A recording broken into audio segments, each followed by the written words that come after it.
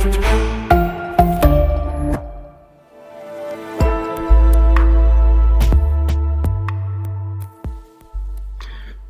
to this new podcast by the Academy for Football Culture. My name is Marnix Beyen, and those who have followed the previous episodes will know that I am a political historian and that I coordinate this series together with my colleagues Thomas Ernst and Emmanuel Lapot. Those who have followed the previous episodes will hopefully also have been impressed by the remarkable geographical, thematic and methodological diversity on display throughout the series. Yet, attentive listeners will also have noticed that one group is strikingly absent from the entire series, and not just any group. In fact, slightly more than half of the world's population is missing. Indeed, women.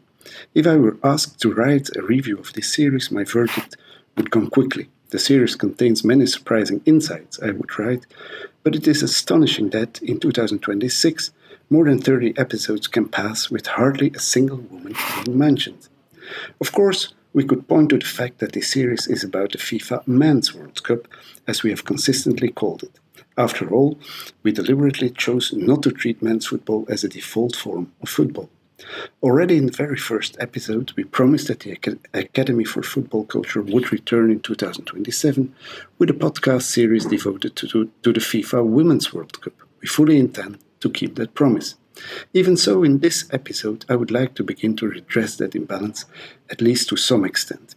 If I have become more intensely involved with football over the past 14 years than ever before, it has been primarily through women's football, or more precisely, girls' football.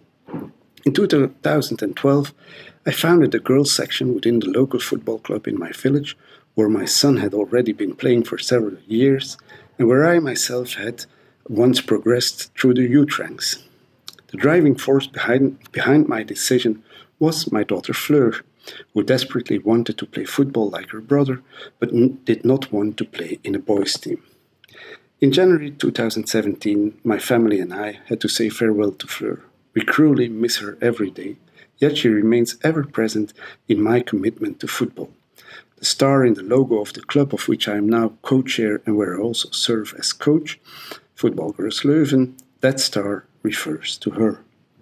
Although my engagement with girls' football was by no means based on an academic choice, therefore, I quickly realized that there are many connections between my work as a historian and my activities as a coach and administrator in a girls' football club. As a historian, I work extensively with the concept of political culture, which I define briefly as the set of forms that shape politics within a particular period and context, while also expressing explicit or implicit norms. I further subdivide these forms into discourses and practices. I also pay close attention to the extent to which politics is shaped by the spaces in which it is practiced. Politics, of course, is always about power.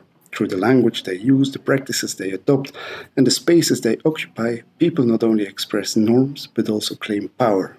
Historical research about power can never be entirely value-free. If, as historians, we study only the powerful groups of the past, even if we do so critically, we also perpetuate their power in the present. By listening to the voices of those without power, on the contrary, we increase the chances that those voices will resonate more strongly in the present as well. When I look at girls and women's football as both a coach and an administrator, whether at a local level or in national and international elite sport, I therefore pay particular attention to these aspects of women's football culture. This leads me to ask, are we dealing here with a counterculture, a culture of the less powerful that challenges the hegemonic male culture? And indeed, do I actually want that to be the case? I will attempt to answer these questions briefly by referring to the 4 parameters I have just outlined: space, language, practices, and norms. First, space.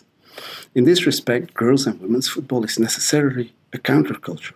For decades, football infrastructure has been almost exclusively a male domain.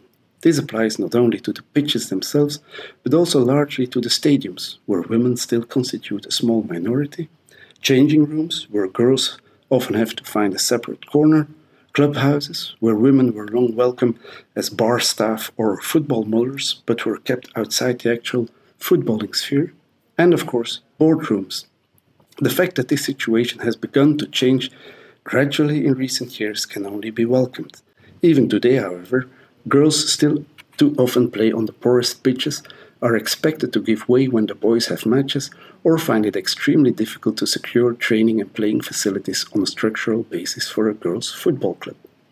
Moreover, this is not merely about physical spaces, but about what we call public space, places where stories are told, communities are formed, and people are included or excluded. This happens not only in the spaces I have already mentioned, but also in television and radio studios and newspaper editorial offices. When women are excluded from these public spaces, they are also less able to claim their place in public debate. That is why, as early as 2013, I wrote an opinion piece for the weekly Knack, Flemish weekly Knack, entitled "Discussing the National Women's Team Should Become a Pub Sport." Now, 13 years later, that has become true to some extent, although the media can certainly still make greater efforts to achieve genuine equality in this respect. Second, language. Whenever I stand on the touchline as a coach during girls' football matches, I'm always struck by how persistently the language of the boys' game continues to circulate on the pitch. The classic example is the instruction, "Mark your man," which I still hear players, parents, and coaches shouting. Replacing it with "Mark your woman" would sound awkward, so I tend to say "Mark your player" instead. Of course, that takes an extra syllable, and by the time I've said it, the player may already have slipped away. In this respect, there is certainly still room for a counterculture, even if the days are thankfully behind us when boys who fail to play aggressively enough would be told by their coach that football, and I quote, let's say, "football isn't a sport for misses." Third, practices. I have heard many coaches who once coached boys' teams and later moved into girls' football say that they would never want to return to coaching boys. The reason is straightforward. The hyper-competitive behavior that characterizes so many players, coaches, and parents in boys' and men's football is largely absent from the girls' game.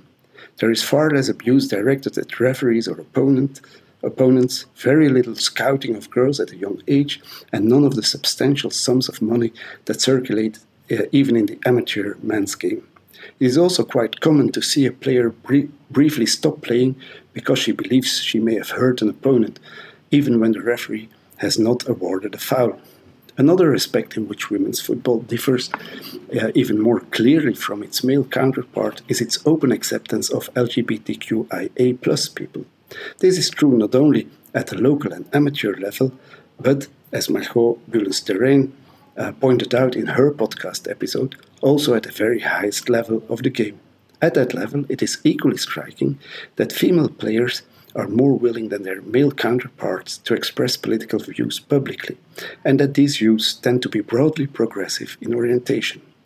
The Spanish star Aitana Bonmati, for example, revealed a t-shirt reading "Welcome Refugees" after winning the UEFA Women's Champions League in 2023 with her team Barcelona. Even more widely known was the refusal of the United States women's national team, led by the outspoken Megan Rapinoe, to accept an invitation from Donald Trump to celebrate their 2019 World Cup victory at the White House. Perhaps women's football has never embodied a counterculture more explicitly than it did at that moment. That episode naturally raises the question of whether the American players or the players of the United States would have accepted the rescinding of a red card had such a decision been prompted by Trump himself. Supporters too are more likely than in the men's game to chant political slogans. Just listen to this.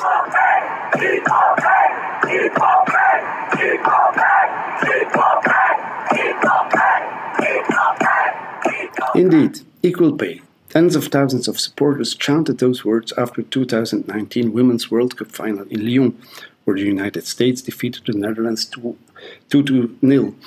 And it was after this final that the United States team refused to be accepted by Donald Trump. And so I come forth and finally to norms. Much of what I have said so far might suggest that I consider women's football to be a better sport than men's football. To a certain extent, I do. At the same time, however, I would caution against both idealization and, above all, essentialism, as though women were inherently better than men and women's football therefore inherently superior to men's football. For example, I believe that women's football comes somewhat closer to the purist football culture advocated by Katrien Schouwbroek in her contribution to this series. Yet, when I attended the semi-final of the UEFA Women's European Championship between Denmark and Austria in Breda in the summer of 2017, I was deeply disappointed to hear opposing players being booed as they stepped up to take penalties. When I first became involved in girls' football, I also tried after every match to take a photograph of both teams together, ideally with players from each team standing alternately side by side. After a while, however, I gave up because there was very little enthusiasm for the idea.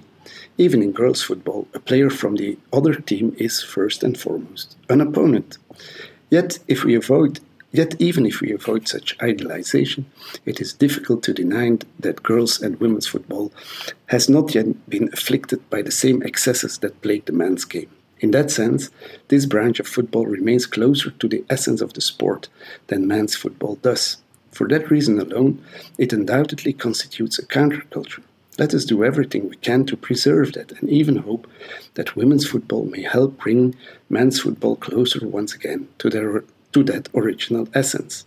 Whenever I hear crowds chanting equal pay, I can only agree with the sentiment. At the same time, I find myself adding a qualification, which is, but those equal salaries could certainly be lower than what the men currently earn.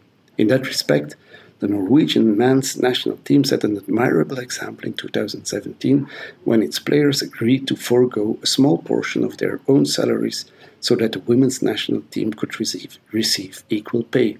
Since then, several other countries have introduced equal compensation for men and women representing their national team.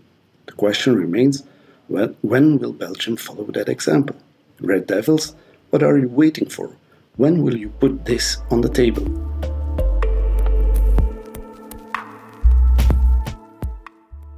Universiteit Antwerpen. Bepaal mee de toekomst.